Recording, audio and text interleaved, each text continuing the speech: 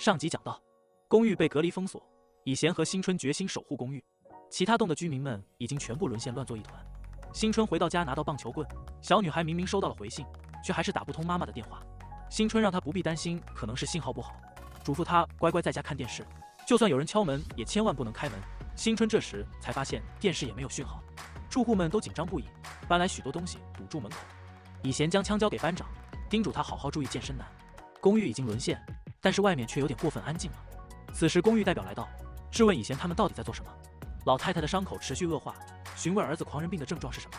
黄毛却毫不关心母亲的状况，因为公寓信号封闭，黄毛决定出去找物业处理。以贤无奈带他看感染者留下的血迹，但他却并不相信，转眼间其他人就全部被感染了，认为是以贤想要以此吓唬他，好让自己成为公寓代表。住户们却纷纷叫嚷着要出去，新春直接将门打开，让想出去的人马上出去，却没有人敢迈出去一步，都转身离开。两人将门关上，在玻璃门上挂满毛巾，因为小区广播和通信都封闭了，只能挨家挨户通知其他住户。律师男夫妇来到眼镜男家，他委托律师男帮他解决杀人嫌疑，长发女却偷偷勾引律师男。安德鲁出现让他们到健身房集合。新春和以贤警惕地来到停车场，但是外面依旧安静的可怕。新春意识到感染者一定时间后就会恢复正常，肯定无法接受自己做过的事情，所以会立马回家清洗干净。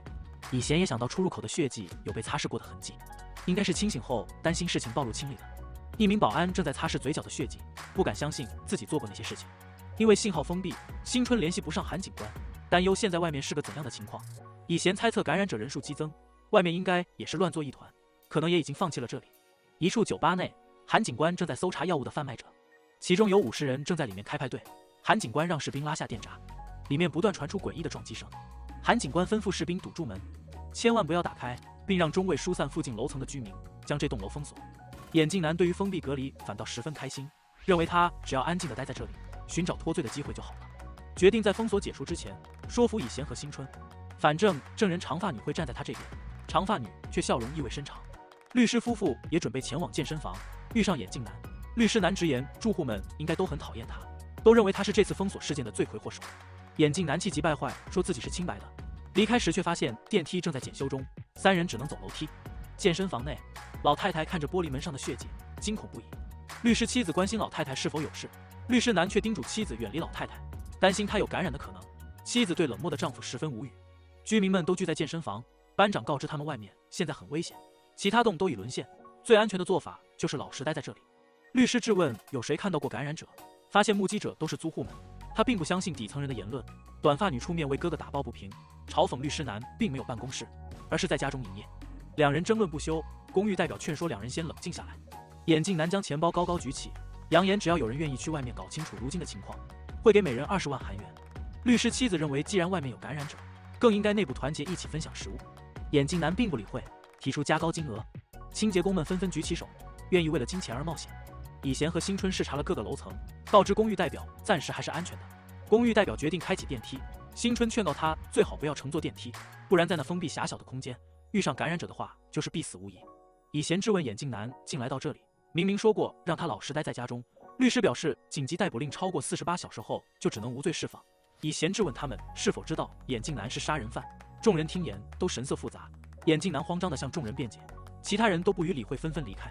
新春抓住眼镜男的衣领，警告他不要对长发女动歪脑筋，不然就会死在他的手上。班长告知以贤，眼镜男募集了人出去打探情况，面对金钱的诱惑，总会有人愿意妥协，只能说晚上太过危险，将事情拖到了明天早上。新春质问健身男刚刚是想去哪，明明知道公寓都被封锁了。他解释是回车上拿东西。新春意识到他有所隐瞒，以贤也从监控中发现他偷喝水的画面，只好将他铐在健身房内。中尉正在向议员们介绍狂人病，目前有3种传染途径：被咬、被抓伤或者服用了蓝色药丸，但目前没有治疗办法。韩警官表示1个月后会有新的研究结果，但隔离所内感染者超过一定数量的话，最长1周内就会全部完蛋了。众人听言都忧心忡忡。中尉表示新研究不可能实现，韩警官表示这只是拖延计策，不然解决办法就只有杀光全部感染者，只能让中尉扩大封锁地区，为了救活更多的人，只有这一个办法。看着手中新春的档案，表示在等待一个答案。以贤不想再坐以待毙，决定出去看看。新春不放心以贤，跟着他一同前去。眼镜男将钱交给清洁工们，新春本着不要白不要，向眼镜男伸手要钱。众人都全副武装，公寓里却依旧十分安静。黄毛也跟了出来。眼镜男将门关上，露出阴森的笑容。众人来到公寓门前，新春认出保安就是之前门外发狂的那人，清洁工拍打着门，却满手都是血迹。以贤意识到不对，警惕地带着众人离开。健身房内，公寓代表质问健身男是否真的被感染了，直言他在美国也吸过大麻，回到韩国也改不掉这个毛病嘛。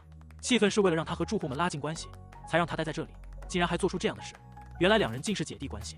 公寓代表准备坐电梯离开，想到新春说过的话，正准备从楼梯间离开，此时门外却有人拜托他开门。公寓代表刚要开门，却看到男人脖子的伤口和指缝里的血迹，将水倒在地上，询问他是否口渴。男人再也忍不住，发狂地扑向玻璃门。新春一行人来到超市，准备先带回去一些应急物资。此时发现缩在角落的收银员，其他人还在疯狂扫荡超市。安德鲁突然停下了脚步，其他人看到地面的血迹，也都十分惊恐。黄毛一路跟着血迹拍摄着里面的画面，发现了许多感染者。危急时刻，安德鲁及时出现，救下了他。收银员解释，有很多奇怪的人涌进了超市，他因为害怕，所以躲在了这里。清洁工夫妇看到血迹，惊慌地逃离，过门进时却发出警报声。感染者们听到声音冲了出来，众人慌忙逃离。新春和以贤将门拉下，意识到安德鲁和黄毛还在里面，准备进去营救他们。幸好两人及时冲了进来，才躲过一劫。新春一行人带着物资回来，公寓代表却不肯开门，担心他们也被感染了。眼镜男还播放了蒲院长发病时的录音，决定就此解决新春和以贤。